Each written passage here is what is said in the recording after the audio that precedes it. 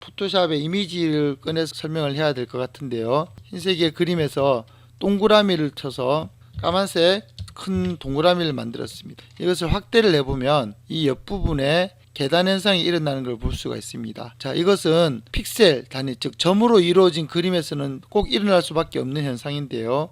실제 점은 디지털에서 볼 때는 네모난 형태입니다.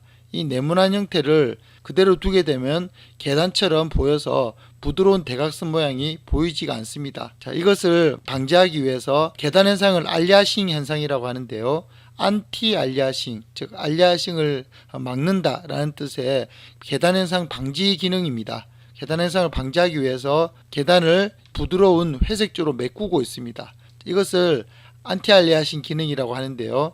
안티 알리아싱이 없는 형태를 만들어 보겠습니다.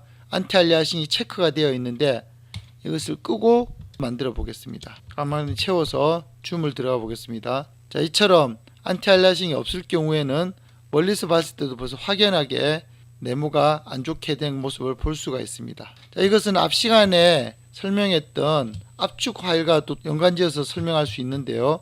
압축 파일이란 010101로 된 디지털 파일을 0 몇 개, 1 몇 개 이런 식으로 줄여서 보여주는 거라고 했죠. 자, 그렇게 줄여서 보관을 하다가 작업하기 위해서 메모리에 올릴 때는 다 원래대로 원상복귀를 시키기 때문에 결국 메모리 전략에 도움을 주는 건 아니라고 얘기를 했었습니다. 하지만 줄이기 위해서 어쩔 수 없이 구김은 생긴다고 했죠.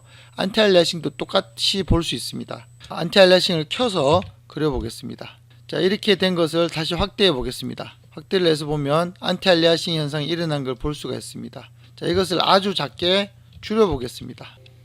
자, 작게 줄였는데요. 확대를 해서 보면 자, 이처럼 다시 줄어 있습니다. 자, 이렇게 줄은 것을 다시 켜 보겠습니다. 키워 보겠습니다. 지저분하게 커지는 걸 볼 수가 있습니다. 왜 이런 현상이 일어났을까요? 왜냐하면 줄어 있던 그 데이터는 이미 픽셀 정보가 줄어 있기 때문에 다시 키운다고 해서 없던 픽셀 정보를 억지로 만들게 되면 이와 같이 잘못된 안티 알리아싱이 일어나게 되는 거죠. 그래서 이와 같은 현상이 일어나는 것을 방지하기 위해서 픽셀 방식이 아니라 벡터 방식, 즉 로직, 컴퓨터의 어떠한 기능적인 것으로 그림을 그리는 방법이 있습니다. 바로 여기에 있는 쉐입인데요. 자, 이 쉐입 방식으로 그림을 그리게 되면 아무리 줄이고 아무리 키워도 깨지지 않습니다. 자, 이것은 바로 벡터 방식이라는 방식이 있기 때문입니다. 벡터 방식은 컴퓨터에게 일정한 각도와 점 등의 데이터를 가지고 그림을 다시 유추해서 그리게 만드는 것입니다. 그와 반면에 픽셀 방식은 점 단위로 가로 세로의 값을 기억해서 그 가로 세로의 위치값과 색깔 값을 기억하게 만드는 일종의 그림으로 인식하는 방식입니다. 그렇기 때문에 화려한 그림에는 당연히 좋지만 간단한 그림 같은 경우에는 매우 비효율적인 방식이라고 볼 수 있습니다. 이와 같이 간단한 그림을 그리는 전용 툴이 바로 일러스트레이터입니다. 일러스트레이터는 패스 방식으로 간단하게 그림을 그려서 아무리 줄이고 다음 느려도 절대 그 부분이 깨어지지 않습니다. 자, 이것을 벡터 방식이라고 하고요. 반면에 포토샵은 화려한 그림은 그릴 수 있지만 얘 같은 경우에는 자, 원본을 보관하고 비교를 해 보겠습니다. 자, 이게 원본을 가지고 있는데 다시 원본을 늘리겠습니다. 자, 이렇게 그림이 깨지게 됩니다. 줄였다가 늘리면서 픽셀 정보를 잃어버리게 되는 거죠. 두 가지를 비교해서 비트맵 방식과 벡터 방식이라고 합니다. 비트맵 방식, 포토샵에서 많이 쓰는 방식이고요. 벡터 방식은 아까서 봤듯이 일러스트레이터에서 많이 쓰는 방식입니다. 그리고 이 두 가지의 특징을 알아보도록 하겠습니다. 포토샵은 픽셀 단위, 즉 가로 세로 점으로 모든 것을 구성합니다. 벡터 방식은 점이 아니라 도형으로서 인식을 합니다. 어떠한 도형이 있을 때 그 도형은 어떤 꼭지점을 구성하고 있는가, 이 꼭지점의 위치만 옮기면 얼마든지 그림을 바꿀 수도 있습니다. 전혀 그림을 인식하는 방식이 다릅니다. 다음에 포토샵 비트맵 방식은 사이즈를 얘기할 때 가로 세로 점의 개수, 점 개수를 이야기를 합니다. 이걸 다른 말로 픽셀 점 개수라고 하는데요. 반면에 벡터는 크기를 이야기할 때 DPI 도트 퍼 인치라고 해서 1인치에 점 개수가 몇 개인지로 가지고 계산을 하게 됩니다.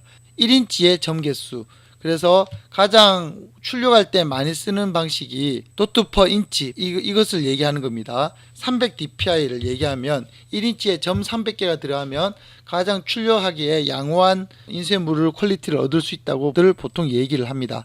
그래서 300dpi 이상으로 출력하라고들 많이들 얘기를 합니다. 다음에 비트맵 방식은 RGB 방식으로 색을 계산합니다. 반면에 벡터 방식은 CMYK 방식으로 계산하기에 용이합니다. 물론 비트맵 방식도 CMYK로 계산하기도 하고 벡터 방식에서 RGBK를 계산하기도 합니다. 하지만 좀 더 적합한 것은 벡터 방식이 CMYK, 비트맵 방식이 RGB라고 할 수 있겠습니다. CMYK와 RGB의 색이 어떻게 계산될지를 보도록 하겠습니다. RGB는 빨간색, 초록색, 파란색이 있는데 합칠수록 더 밝아집니다. 결국 세 개의 색이 합쳐지면 흰색이 됩니다.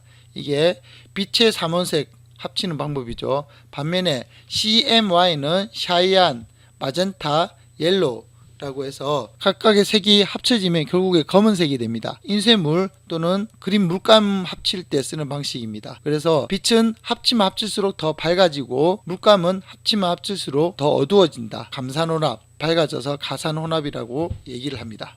다음에 비트맵 방식은 컴퓨터, 웹 이미지 등 동영상 작업에 적합하고 벡터 방식은 출력물, 출판물 등 이미지, 텍스트 방식에 적합합니다. 즉 출력물에 쓰는 것입니다. 자, 이게 또 마지막으로 중요한 것이 있는데 비트맵 방식은 매체별로 크기, 색이 다릅니다. 이걸 다르게 이야기해서 핸드폰 해상도가 일반적으로 1280720이라고 얘기들을 하는데 가끔 사거리에 있는 큰 전광판도 1280720일 경우가 있습니다.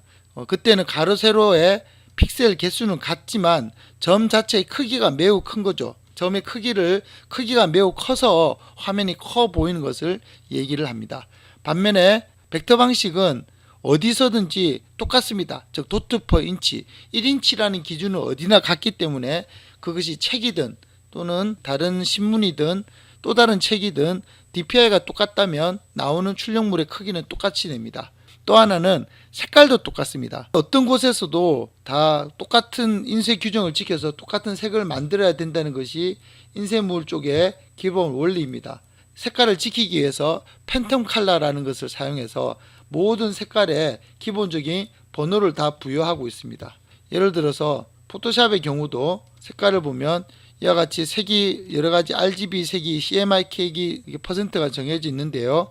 자, 이것을 갖다가 컬러 라이브러리를 가보면 자, 팬텀 컬러라고 해서 디테일한 컬러 번호와 컬러 색이 정해져 있습니다.